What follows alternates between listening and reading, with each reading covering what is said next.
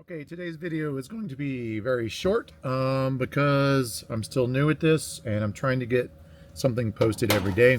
And I went and forgot the camera in the at the farm in the kitchen. At first I thought maybe I put it on top of the car and lost it, which would have been very smart of me. But that was definitely not the case. It turns out it was here at the farm. And so I really didn't get much video of me working in the store today. This Monday was a lot better than last Monday. Last Monday was terrible between both the stores. We did like $360 or something, which is atrocious with having 4 people on staff. And that does not count for our packing store. I think that did like 200 and something last Monday, but which is okay for a Monday. And then today we did over 1,000, so that was really nice to do more than triple what we did last week. So things are slowly picking up.